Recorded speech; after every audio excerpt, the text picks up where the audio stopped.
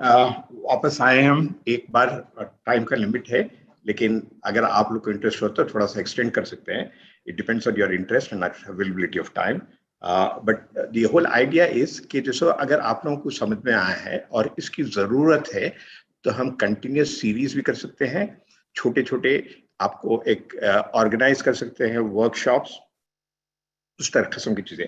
So let me start with कि wealth, what is wealth for Muslims. ज्यादा दिन नहीं, सिर्फ 1400 साल पहले वेल्थ का मतलब था कि लोगों के पास गोल्ड हो, कितने ऊंट है आपके पास, कितने बच्चे हैं, that was considered as a wealth.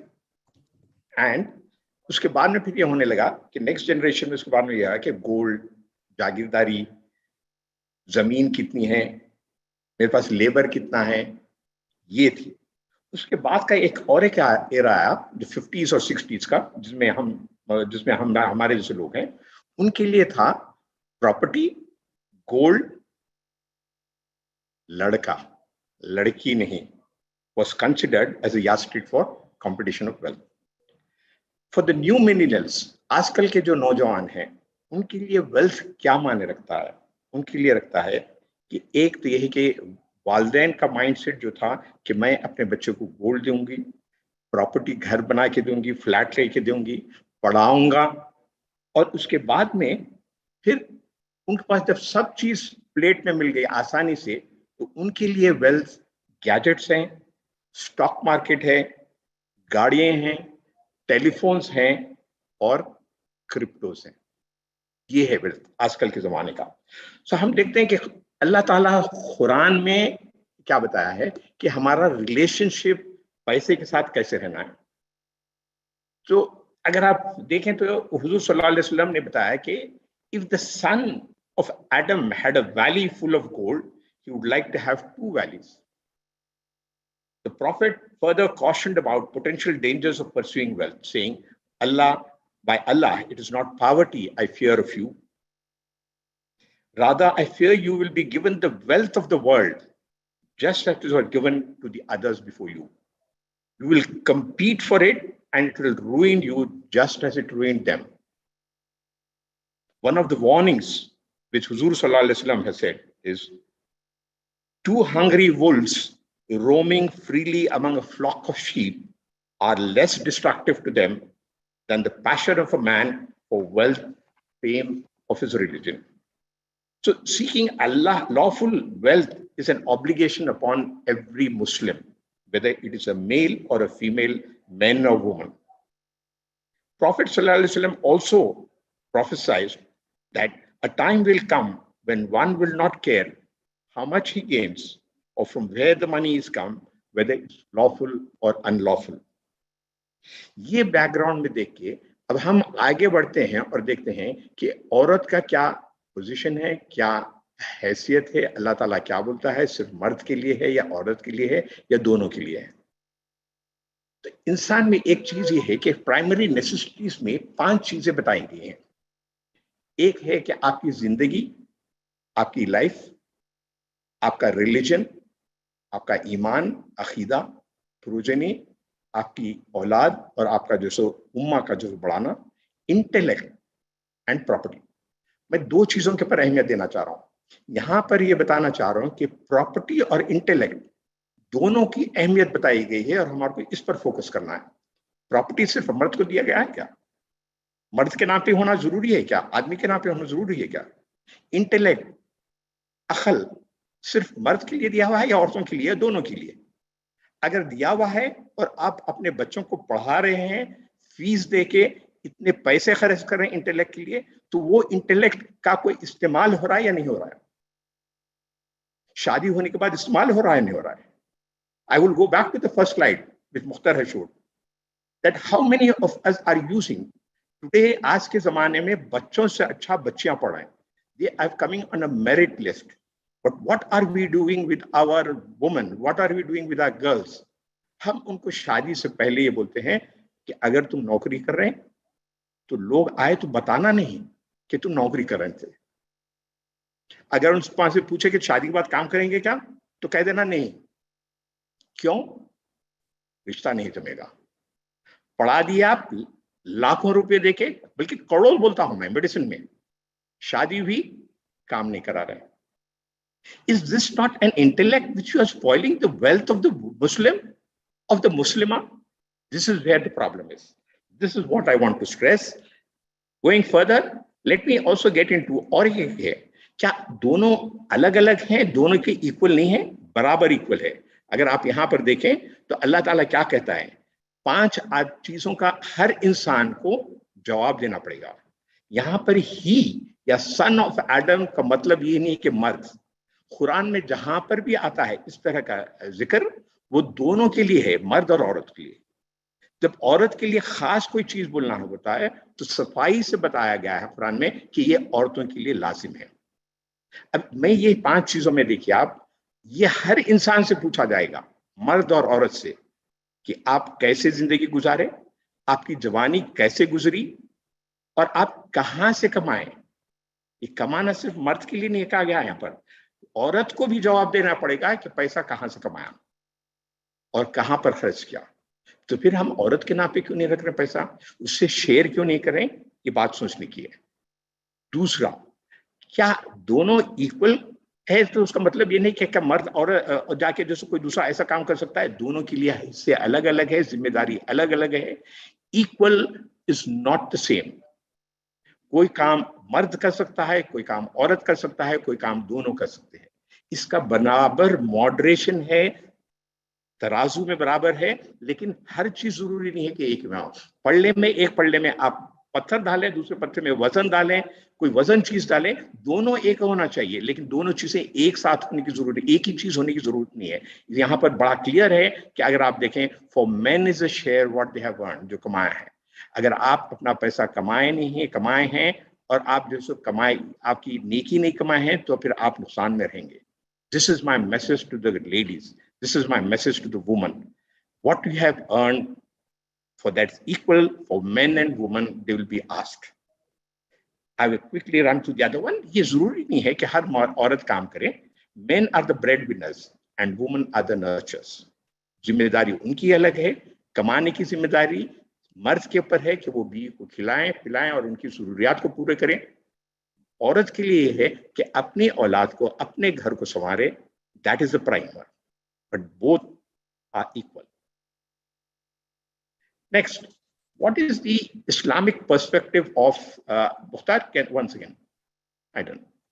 Yeah, what is the Islamic perspective of wealth management?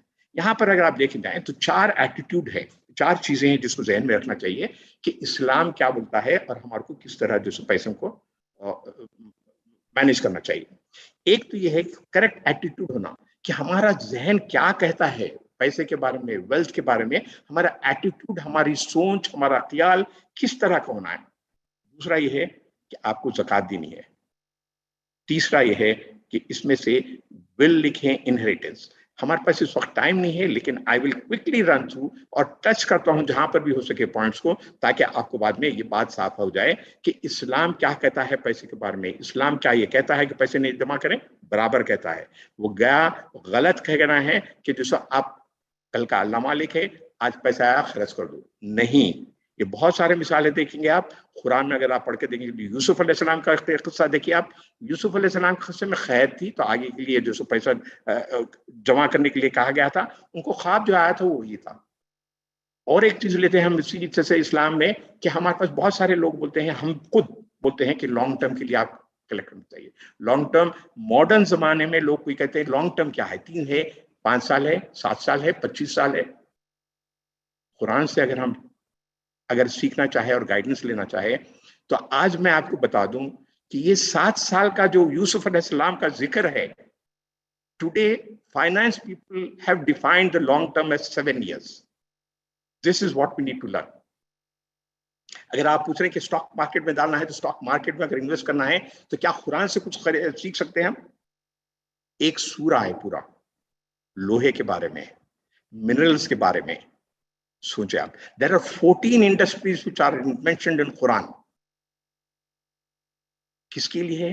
जिसको उलुल अलबाब, जो सुन सकते हैं, सोच सकते हैं, गौर कर सकते हैं, उनके लिए है।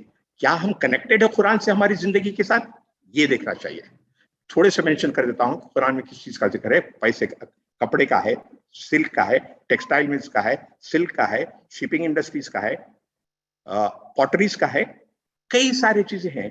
क्या हम गौर कर सकते हैं इसके ऊपर? कंस्ट्रक्शन का है, लॉजिस्टिक्स का है, सुलेमान अलैहिस्सलाम की हवाई के, बहुत सारी चीजें हैं इसको सोचने के लिए। वक्त यहाँ पर कम है, लेकिन इस सोचने की और कुरान से जोड़ने की फाइनेंस को कोशिश करें। अगर आप जाएं तो सबसे पहले एटीट्यूड होना चाहिए वेल्थ के बारे में, पैसे के बारे में, कि ये पैसा मेरा, आपका, मर्द का, औरत का नहीं है। ये पैसा है अल्लाह सुब्हान तआला का, जो आपको इसका जामिन बनाया गया है। यानी he is given you in trust, और आपकी इम्तिहान ले रहा है कि किस तरह आप इस पैसे को लेते हैं, बनाते हैं, खर्च करते हैं, और कहां पर खर्च करते हैं। इस्लाम ये भी बताता है कि गरीब का, पुअर का इसमें बराबर का हक है। हक ये नहीं कहता है कि आप दे दें कुछ और खैरात करें, खैरात नहीं, हक है गरीब का।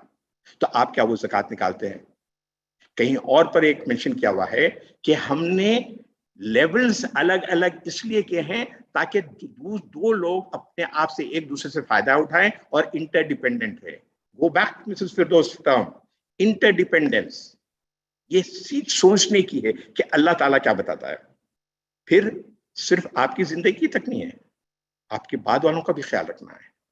कहा जाता है कि अगर आपका पूरा पैसा आप खर्च करके चले जाओगे बोले, तो आपके लिए जिम्मेदारी है कि आप अपनी औलाद के लिए भी कुछ रखें। क्यों? क्योंकि वो उम्मीद रखते हैं कि जब आपके पास पैसा हो। इस्लाम ये नहीं कहता है कि आप अपना पूरा फर्ज मरने से पहले खत्म कर दें। ये चीजों के ऊपर ध्यान चाहिए। तो एटीट्यूड पहले मालूम होना चाहिए कि इस्लाम क्या कहता है और हम उसके ऊपर फॉलो कर रहे हैं, नहीं कर रहे। एक और एक जगह है, एक वाक़या याद आया मुझे। किसी ने कहा कि अगर आपके पास नल ना हो घर में, और आप रोज नल आता है आपके पास, तो क्या करते हैं आप? घड़े में पानी जमा करते हैं, दूसरे दिन जब पानी का टाइम आता है तो आप घड़े में से पानी फेंक देते हैं, फिर नया पानी लेते हैं।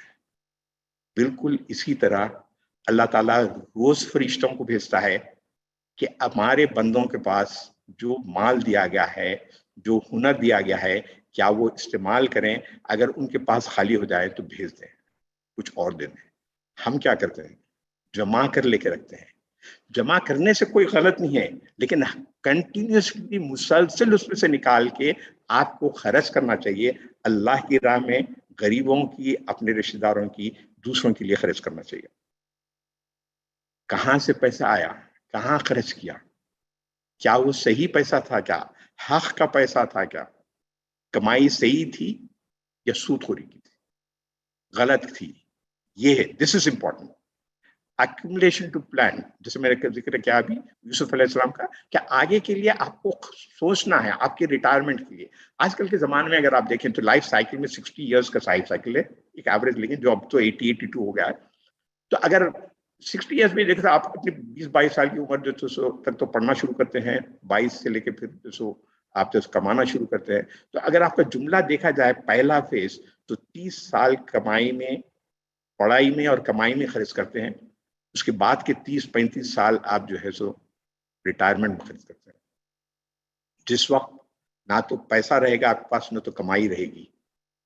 आपने पहले दौर में जो जमा किया है वो बाद के दौर में काम आएगा। बाद के दौर में जब आप रिटायर हों तो पहले दौर में हर चीज के लिए, मोटर के लिए, गाड़ी के लिए पैसे मिलेंगे, लोन मिलेगा, घर बनाने के लिए मिलेगा, मगर बाद में किसी खाने के लिए आपको पैसे नहीं मिलेंगे। So that's why planning is required. Risk ये नहीं कि अंधाधुंध जाके आप पैसे कहीं भी डाल दें, क्योंकि risk management is also important. Mrs Ayesha ने बहुत सही बनाया। देखें आप, जहां पर ज्यादा रिस्क होता है उसे ग्रीड कहते हैं, हिर्स कहते हैं। उन्होंने का एक्सपीरियंस बताया है कि कहां पर पैसे उनके हस्बैंड ने लूज किया है। That greed is not allowed. Risk management बहुत जरूरी है। तो उसका मतलब ये है कि highly high risk is important, you have to manage the risk also. तीसरा, जैसे मैं बताया कि डोनेशंस देने की बहुत जरूरत है। इसमें सिर्फ ज़कात नहीं, ज़कात तो आपका मैल है जो निकाल रहे हैं आप, लेकिन उसके अलावा अल्लाह ताला की राह में आप कौन सा चीज दे रहे हैं। सदक़े नाफिला, अल्लाह ताला को क्या पसंद है? सबसे बेहतरीन चीज जो तुम्हारी है वो अल्लाह की खैरात में खर्च करो। क्या हम कर रहे हैं? Think about it. डिस्ट्रीब्यूशन, हक किसका है, विल्स वगैरह। I don't know whether I have time, लेकिन कोशिश कर रहा हूं मैं कि आपके जहन में जब पैसे की बात आए तो ये चीज का ख्याल रखना चाहिए और मालूमात करना चाहिए, सीखना चाहिए। अगर नहीं है तो किसी से पूछना चाहिए। Let me test one more thing on this. आप किससे बात करते हैं? क्या आप कोई हल्के में बैठे हैं जहां पर मालूम करें उलमा से? औरतें तो मस्जिद को भी नहीं जा सकते हैं, तो मस्जिद में तो कम से कम मर्द सुन लेते हैं जुम्मे में एक मरतबा। The direction has changed. People are talking about current affairs. औरतों को कहां पर मौका मिलता है? क्या मर्द औरत को घर में आके सुनाते हैं, या आप कोई हल्के में बैठते हैं जहां से आपको मालूमात हो सके? आपका हक अगर नहीं मालूम हो तो आप उस पर अमल कैसे करेंगे? ये चीज बहुत जरूरी है औरतों के लिए। कहीं पर किसी को एक आलिम या एक आलिमा जिसको जानना, पढ़े लिखे, मैं ये जरूरी है कि पढ़े से लिखे से मेरा मतलब है कि मॉडर्न, क्योंकि पुराने आलिम आलिमा जो है वो दूसरे ख्यालात के हैं, they only one side of it. You need to understand and then interact with people who are modern, who've got modern education and Islamic one, and ask them question. छोटी छोटी से तो पूछे आप, पूछ के ये इसका हल क्या है, इसमें कोई हल है क्या, ये इजाजत देती है क्या इस्लाम? कमिंग टू दिस वर्ड क़व्वामून, पता नहीं कितने लोगों को इसकी माने मालूम है या पढ़े हैं। This is a very controversial word, इसीलिए मैं इसके ऊपर स्ट्रेस करना चाह रहा हूं कि अक्सर लोग और अक्सर वुमेन थिंक कि खव्वाम, और ये बताया भी गया है कि खव्वामून का मतलब ये है कि मर्द औरत के टेक ओवर, मतलब ये कि टेक केयर करता है तो औरत को कुछ नहीं, सब सरेंडर कर देना चाहिए, पैसे देना चाहिए। This is absolutely wrong. Woman का हक है कि वो खुद पैसा रख सकती है। मर्द के खव्वामून का मतलब ये है कि मर्द कमाए, man should earn and take care of the needs of the woman, not only the woman but his children. That's all. That's what qawwamun means. इसका मतलब ये नहीं कि औरत नहीं कमा सकती। औरत को हक दिया गया है कि कमाएं और वो खुद रखें। मर्द को देना जरूरी नहीं है, बल्कि मर्द अगर उसमें से औरत के पास से अगर पैसे लेने का है, औरत की कमाई में से लेना है, तो उसको पूछ कर लेने का है। अगर औरत मना कर दी तो आपको देने की जरूरत नहीं है, आप हक पे हैं, क्योंकि आप जवाबदार है अल्लाह ताला को कि आपका पैसा कहां से आया और कहां पर खर्च करें। बहुत सारे लोग पूछते हैं कि औरत के लिए हाफ क्यों है इनहेरिटेंस में?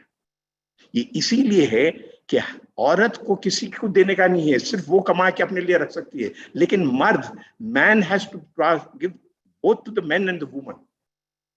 That is where it is there. So I just wanted to clarify on this खव्वामून, कि खव्वामून का मतलब ये नहीं है कि औरत नहीं कमा सकती।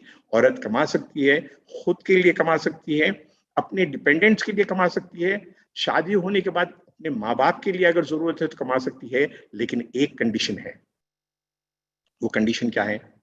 शादी के वक्त इजाजत ले लें और पूछ लें, और ये कंडीशन रखें कि मेरे घर में, मेरे खानदान में सपोर्ट की जरूरत है, क्योंकि वहां पर कोई मर्द नहीं है। So I would like to warn, will you give me that permission? After all, what is marriage? Marriage is a contract, and contract में it has to be balance between the two. If it is acceptable, get married. If that need is there, support is there. जरूरी नहीं है कि आप हर औरत काम करें, लेकिन औरत का हक है कि कमा सकती है, सपोर्ट कर सकती है दूसरों को, अपने वालिदैन को, अपने माँ बाप को, अपने भाई बहन को, जब जरूरत हुई तो कमा सकती है। Mrs. Aisha, I'm going back to her says, look at her stage.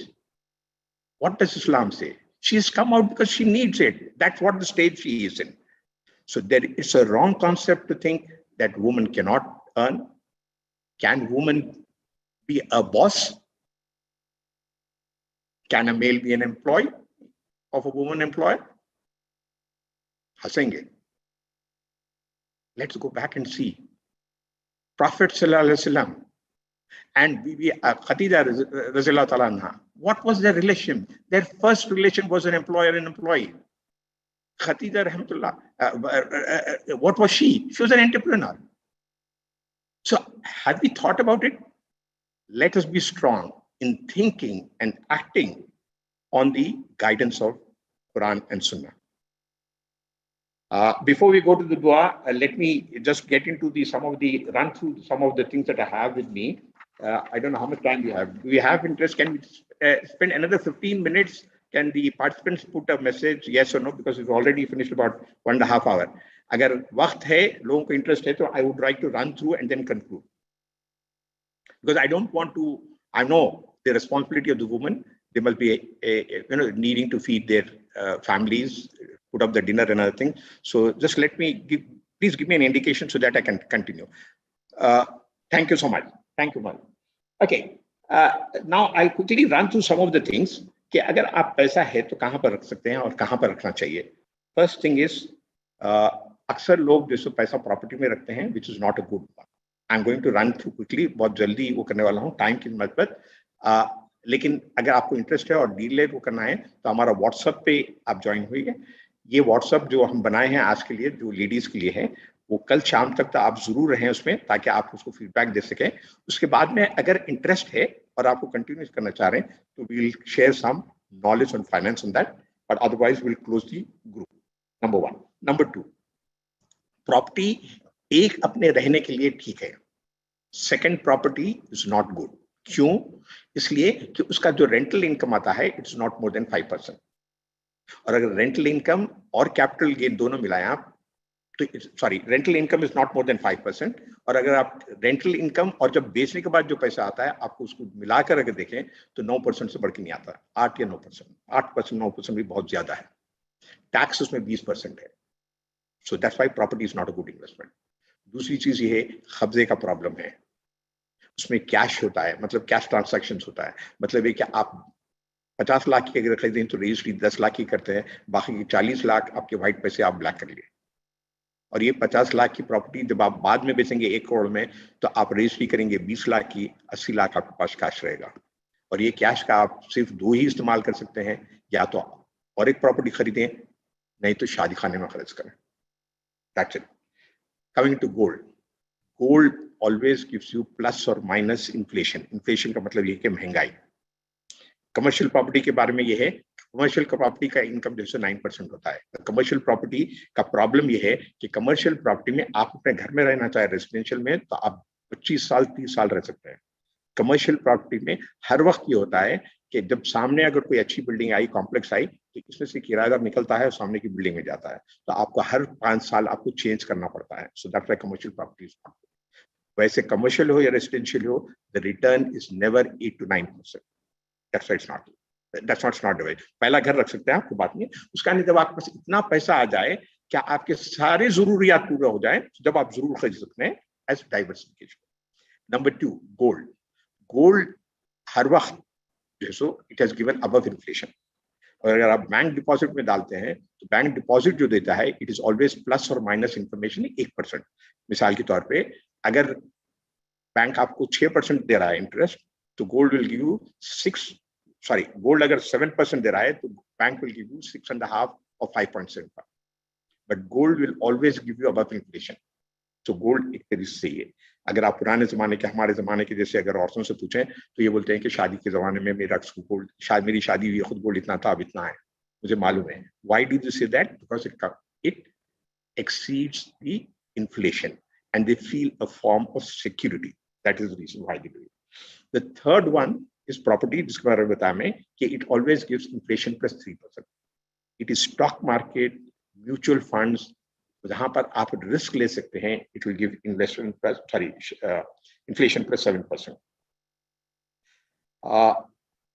कोई रेगुलर इनकम के लिए क्या करना चाहिए? मुझे रेगुलर इनकम चाहिए और what should I do? What is the solution for that? उसका सॉल्यूशन ये है कि टाटा एथिकल फंड जो सबसे मशहूर है, म्यूचुअल फंड शरिया कंप्लायंट जो है, 2 ही है. उसमें बहुत सारे लोगों को मालूम है, जिसको नहीं मालूम है टाटा एथिकल फंड और टॉरस एथिकल फंड है. टाटा एथिकल फंड सबसे पुराना है. तो उसमें अगर आप देखिए, नॉर्मली आप क्या करते हैं, बैंक में रखते हैं और मंथली इंटरेस्ट चाहिए. क्यों? घर चलाने के लिए.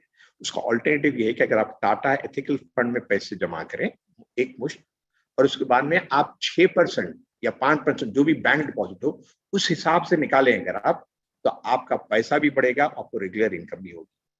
तो मेरा यहाँ पर गुंजाइश नहीं है कि तसब आपको डिमॉन्स्ट्रेट कर सकूं, लेकिन the solution is Tata ethical fund में लमसम अमाउंट इन्वेस्ट करें, बैंक रेट जो है उस रेट के हिसाब से अगर आप विड्रॉ करें, मतलब ये कि 6% या जो भी है निकालें अगर आप, तो आपका पैसा भी पड़ता रहेगा और आपको रेगुलर इनकम भी हो सकती है। दूसरा ये है कि सम ऑफ दी फंड, एक जो हम देखे हैं आयशा केस है, किसी और का केस, बहुत सारे ऐसे केसेस है, जरूरत जो है हमारे को अपने जो इन्वेस्टमेंट्स है और जो डॉक्यूमेंट्स है उसको कहीं एक जगह लिख के रखना चाहिए, चाहे आपके मेल के हो या फीमेल के हो, दोनों के है, तो आपको लिख के रखना चाहिए। इमरजेंसी फंड कुछ रखना चाहिए। इमरजेंसी फंड क्या है, जाना खासा कोरोना की जैसा कोई मिसाल हो, कोई बीमार हो गए किसी वजह से भी, तो then you need to have an emergency fund. कितना होना चाहिए? यूजुअली हम ये बोलते हैं कि 3 से 6 महीने का आपका जो खर्चा है वो रहना चाहिए। इसमें हम ऑल्टरनेटिव निकाले हैं, small case power of 3 ETF, जो हमारे वेबसाइट पे जाके देख सकते हैं आप, उसमें डिटेल्स है। उसमें हमने ये किया कि आम इंसान क्या करता है, पैसे जो है सो बैंक में रखता है और 3.5% इंटरेस्ट आता है, तो दे देते हैं हम, इसलिए कि जो हमारे लिए जायज नहीं है तो हम हराम में हम दे देते हैं। मगर आपका 100 रुपये इन्फ्लेशन यानी महंगाई अगर 6% है साल की, तो 100 बिकम्स 94। फिर साल के आखिर में आप 2.5% ज़कात निकालते हैं, तो मतलब कि और एक 2.5% कम होगा। तो हमने पावर ऑफ 3 ETF का जो रिटर्न है, it is never given a return less than inflation plus 2.5, हर वक्त उससे ज्यादा दिया है। कभी भी पैसे निकाल सकते हैं ATM की तरह, जैसा है वो है, you can go into if I will come to that. Okay, दूसरा ये है कि जैसे मैं बताया कि फाइनेंशियल इंफॉर्मेशन डॉक्यूमेंट हमें बना के रखना चाहिए, जो बहुत जरूरी है, क्योंकि किसी वक्त भी, जैसे मिसेस आयशा ने बताया कि वो इधर से उधर फिर रहे थे, किस तरह कलेक्ट करें, जमा करें कि कहाँ पर पैसा है, किधर पैसा है। तो अगर आप एक जगह अगर सब अपने डॉक्यूमेंट्स चीजें लिख के रखें, तो दोनों के लिए, सबके लिए सहूलत होती है। तीसरी बात, आइंदा 5 साल में, इस 5 साल में नहीं तो जरूर ये देखें आप कि 7 साल के अंदर कोई बैंक नहीं रहेगा जहां पर आप ट्रांसैक्शन कर सकेंगे, सब इलेक्ट्रॉनिक होगा। तो डिजिटल पेमेंट सीखना हमारे लिए बहुत जरूरी है। जिसको नहीं आता है, एक ऑर्गेनाइजेशन है दोबारा, जिसकी मिसाल दे सकता हूं मैं, वहां पर नौजवान जो सीनियर है जिसको नहीं आता है, वहां पर सिखाते हैं, छोटे छोटे चीजें सिखाते हैं। तो इस तरह की किस्म शुरू होनी चाहिए। तीसरी, टैक्स प्लानिंग के लिए ATCC में कोई है क्या? टैक्स प्लानिंग में शरिया कंप्लायंट कोई स्कीम है क्या? नहीं है। उस वक्त तक नहीं आ सकती स्कीम जब तक कि हम पार्टिसिपेट नहीं करें और हम इन्वेस्ट नहीं करें। बड़े अफसोस की बात है कि हमारे पास 200 मिलियन मुस्लिम्स हैं और टाटा एथिकल फंड या एक दो स्कीम जो है उसमें मुश्किल से 5,000 करोड़ भी नहीं है जमा। तो हमारे पास पार्टिसिपेशन नहीं है, जब तक नहीं आ सकता है। हमारा मशवरा यह है कि आप टैक्स दे दें और उसके बाद में बाकी का अमाउंट अगर आप इन्वेस्ट करें शरिया स्कीम में, जो टाटा एथिकल फंड में है, you will be better of. इसलिए कि दूसरी वक्त स्कीम्स में अगर आप इन्वेस्ट करें तो इंटरेस्ट निकालना पड़ता है। दो चीजें, ये गिफ्ट और विल के ऊपर थोड़ा सा टच करना चाहता हूं मैं। गिफ्ट और गिफ्ट में और विल में क्या फर्क है, यहां पर एक मिसाल देता हूं मैं आपको। एक one woman had come to me कुछ दिन पहले और वो बताए कि मेरे बेटी को हिस्सा नहीं मिलता, तो मेरा एक फ्लैट है, मैं बेटी को दे देना चाह रहा हूँ। मतलब बहुत अच्छा है, जिंदगी में आप दे सकते हैं। Gift is something which you give during your life time. आपकी जिंदगी में किसी को भी दे सकते हैं, कोई नहीं पूछेगा। और हक पे आप क्यों देते हैं बेटी को, बाद में बेटे ये देते नहीं देते हिस्सा, उसके लिए मैं गिफ्ट करें। मैंने पूछा आप झगड़ा पैदा कर रहे हैं? वो मुझे कैसे? बोला गिफ्ट तो आप बेटी को पहले दे दे रहे हैं, आपके बाद में बच्चों के साथ इसलिए झगड़ा होगा क्योंकि बेटी का हक बाकी के पैसों में रहेगा, बाकी के वेल्थ में भी रहेगा। तो हम गिफ्ट और विल में फर्क नहीं समझते हैं। गिफ्ट किसी को भी जिंदगी में दे सकते हैं, विल उसी वक्त मिलती है जब आपके खत्म होने के बाद, after your demise. We need to understand who are the heirs to your property, who are the heirs to your wealth. किसका कितना हिस्सा है नहीं मालूम होता, हमें नहीं मालूम। तो अगर आप सबसे बेसिक ये करें कि इसमें जैसा पैसे के बारे में पूछने की कोई हर्ज नहीं, कोई झिझक नहीं होनी चाहिए। इसी तरह कह रहा हूं मैं कि आप जिसका माल है तो आप पहले से पता कर लें, बताएं लोगों कि मेरे बनने के बाद में ये का हिस्सा है। 70% of the problems will be solved because जिसका हक नहीं है उन्हें लेने के लिए बैठता है। ओके दूसरा गिफ्ट में अगर आप सॉरी विल में अगर लिखना है तो आप विल है क्या है शरिया में, विल शरिया में है नहीं भी है। क्या मतलब उसका? उसका मतलब ये है कि अगर आप अपने हेयर्स यानी जिसको मिलना है, बच्चे जो भी है उनको मिलना है शेयर, उसके अलावा किसको देना है तो विल लिखने की जरूरत है, वरना विल लिखने की जरूरत नहीं है। क्योंकि हक अल्लाह ताला ने सूरह निसा में हर एक का हक बता दिया है। कौन पहले जाता, भाई पहले जाता, शौहर पहले जाता, बीवी पहले जाती, किसी को नहीं मालूम, अल्लाह ताला को मालूम है। तो अल्लाह ताला ने इसका निजाम सूरह निसा में खुद बता दिया, इसलिए विल की जरूरत है। अगर आप अपने लोगों के अलावा या अपने खुद के लिए दूसरा एनजीओ के लिए, ट्रस्ट के लिए, कोई दूसरे अहबाब के लिए आप कुछ पैसा छोड़ के जाना चाह रहे हैं, then you need to write a will. और ये 1/3 से बढ़ के नहीं होना चाहिए जो आपकी प्रॉपर्टी या पैसा जो भी है। और इसमें से 1/3 में से आप अपने हेयर्स को कोई एक्स्ट्रा नहीं दे सकते। अगर आप लिखेंगे वो तो नल एंड वॉइड हो जाएगी। तो विल का एक है, विल हिबा, विल एक ही चीज है। हिबा विल में आपको रजिस्टर करने की जरूरत नहीं है। अगर आप 2 विटनेस के सामने अगर बता दें तो काफी है, लिख दें तो बेहतर है। लेकिन आजकल के जमाने में झगड़े इतने हैं, हम ये एडवाइस करते हैं कि इस विल को आप रजिस्टर करवा लें। सब रजिस्ट्रार में होता है, खर्चा ज्यादा नहीं होता है, 1000-2000 का खर्चा होता है, लेकिन करवा लें। That will solve most of the problems. जमीन, जर, जेवर, ये 3 चीजें बताए गए हैं जो सबको मालूम है जहां पर झगड़े हो सकते हैं। Try to solve that and then write it down. अक्सर लोग के झगड़े इसलिए होते हैं कि किसी को क्या हक है नहीं मालूम है। और एक चीज, नॉमिनेशन, हर जगह नॉमिनेशन लिखा है। आपके बैंक में पैसा हो, कहीं पर भी हो, जहां से हो सकता है नॉमिनेशन लिखा है। नॉमिनेशन का मतलब, नॉमिनी का मतलब नहीं है कि वो हकदार होगा। नॉमिनी का मतलब ये है कि वो एजेंट है, पैसे जिसके पास से इंस्टीट्यूट से निकालें, लेकिन फिर उसको जिसका हक है उसमें बांटना है। तो नॉमिनी अगर मेरा है नाम, तो उसका मतलब है कि पैसा मेरा होगा, ये गलत है। इसको से सिर्फ 2 जगह है जहां पर nominee will be the owner. एक ये है कि शेयर्स का अकाउंट है, आपका डीमैट अकाउंट है, वहां पर जो नॉमिनी होता है इट बिकम्स द ओनर। बाकी दूसरी जगह बैंक डिपॉजिट वगैरह कहीं पर भी it doesn't become the owner. Will लिखते वक्त आपका विल को कौन एग्जीक्यूट करेंगे, ये बहुत अहम मसला है। आपको सोच समझ के एग्जीक्यूटर का नाम देना है। इसलिए एक मिसाल बताता हूँ समझने के लिए। अगर खुदा ना खास्ता आप कम उम्र में you pass away, you got children, बच्चे आपके छोटे छोटे बच्चे हैं, और आपने अगर एग्जीक्यूटर में अपने हस्बैंड का नाम लिख दिया है, तो सोचिए क्या हो सकता है। हालांकि आप दोनों को है, मर्द और औरत को शादी करने की, लेकिन अक्सर जब बच्चे होते हैं तो मर्द दूसरी शादी कर लेता है। So be careful of who you write executor, name executor. Executor एक नहीं 2 देने तो बेहतर है। एग्जीक्यूटर सोच समझ के दें, जरूरी नहीं है। आजकल के होना तो ये चाहिए कि एग्जीक्यूटर जिसके पर आपको भरोसा है, he will execute it. So keep this in mind. There are lot of things, बहुत सारी चीजें हैं जो मैं बता सकता हूं, लेकिन वक्त की कमी की वजह से I would like to stop here, and then if there's any particular questions, maybe 1 or 2 questions we can take it.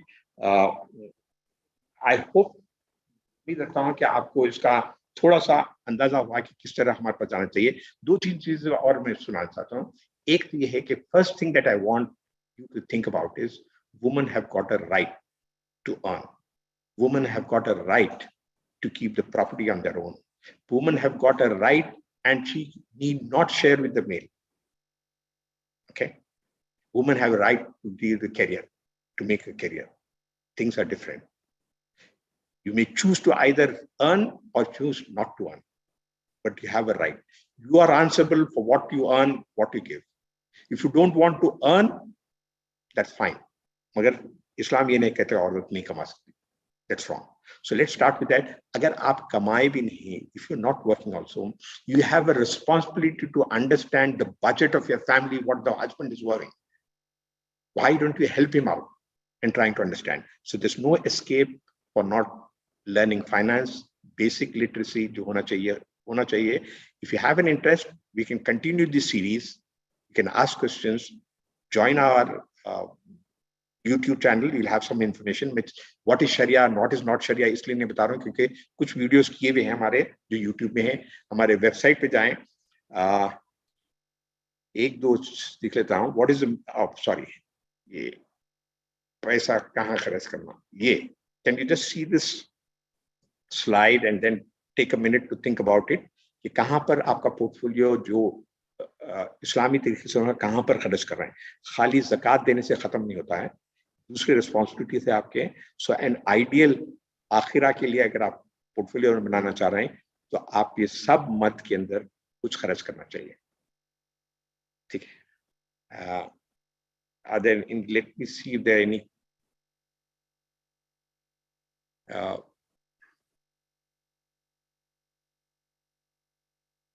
what about shares. Shares में ये है कि सारे शेयर्स हैं. शेयर्स के कोई किसी ने पूछा कि शेयर्स हलाल है क्या. yes, shares are halal, but there are some sharia compliant and non sharia compliant shares. एक चीज बताऊं मैं आपको कि जहां पर इंडिया शरिया कंप्लायंट स्टॉक्स हैं, तो सबसे सारी दुनिया में सबसे ज्यादा स्टॉक्स शरिया कंप्लायंट है इंडिया में, और सबसे अच्छे हैं. ये लिस्ट 281 और एक इस्लामिकली है जो मशहूर है, जहां पर उनकी लिस्ट मिल सकती है. लेकिन म्यूचुअल फंड में अगर आप फर्स्ट स्टेप ये है तो आप म्यूचुअल फंड से स्टार्ट करना चाहिए या हमारे पावर ऑफ 3 ETF से स्टार्ट करना चाहिए. उसके बाद में ETF में जाना चाहिए, फिर स्टॉक्स में. बिटकॉइन में नहीं जाना चाहिए. बिटकॉइन में आपको जाने की जरूरत नहीं है. I would only relate it to greed. क्यों जाना चाहते हैं ग्रीड के लिए? There's one question. Woman is working from home and taking care of kid. 2. Yet husband demands she leave her job. Should woman Islamically obey husband or not? क्या आपने शादी से पहले ये शर्त रखी थी कि मैं काम करूंगी? Then you have a right. If not, you have to take his consent. There's no way that you can go do anything without the consent of the husband. अगर आपने पहले जो कॉन्ट्रैक्ट की सोचा, अगर आपका कॉन्ट्रैक्ट था तो आपको हक है, नहीं है तो आप फिर दूसरा आप उनसे मना सकते हैं, उनको you can convince the husband. But once मगर रिस्पॉन्सिबिलिटी आपकी कमाने की नहीं है पहली. Please keep that in mind. The responsibility is nurturing the children, family, taking care of the family. If you can do the both the roles, well and good, alhamdulillah. Sharia compliant mutual funds start out what is the minimum amount one can invest? We can invest as small as 500 rupees per month in Tata Ethical Fund. What is the minimum one can invest? Transparency is declaring will solves a bit of a problem. Transparency is declaring will solves a lot of unwanted problems. Alhamdulillah, yes, you are right. You are right. And letting them know what you have written in the will. Will कोई ऐसी confidential चीज नहीं है जो छुपा के रखें, आप बताएं so that everybody is mentally prepared for that. And if there is some discussions to be made, do it during your lifetime. अपनी जिंदगी में लोगों को बात करें and you solve the problems. It's not. और एक चीज यहाँ पर बताना चाह रहा हूँ कि अगर आप जब एक उम्र में आए, whatever it is, nobody knows it. हुज़ूर सल्लल्लाहु अलैहि वसल्लम का कहना यह है कि अक्सर मेरी उम्मत में अक्सर उनकी उम्र होगी 60 और 70 के बीच में. अगर आप 60 के करीब और 70 के करीब आए हैं तो अल्हम्दुलिल्लाह, अल्लाह ताला का शुक्र है. लेकिन at that time you need to talk to your partner, you need to talk and then arrange for how the sustenance could be. If you've not done before, you should be doing from the beginning sustenance, and then you should decide.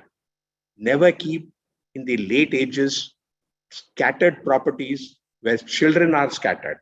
क्यों? बाद में division करके सबको अपना अपना हक देने के लिए बहुत मुश्किल होती है. यहाँ पर अक्सर झगड़ा होता है. So my advice is when you come to a age or when you become senior, when you're retired, it's better to liquidate everything और सबको पैसा जमा करके लिक्विड एसेट में रखें जैसे म्यूचुअल फंड, स्टॉक्स वगैरह में, ताकि डिविजन आसान हो जाए. Okay, I think we'll stop here. Yes. I am very before I give it over to Mukhtar, let me thank all the participants and also the speakers of today, Dr. Firdaus, who's taken time to come and join us, and also Karishma, CA Karishma.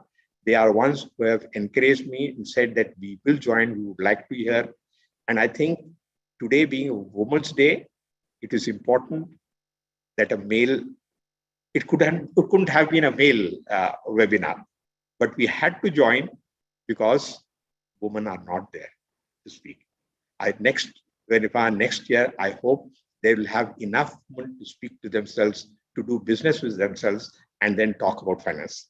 Thank you very much. With this, I will hand over to Mukhtar, who's the matter. Thank you so much. Thank you, sir.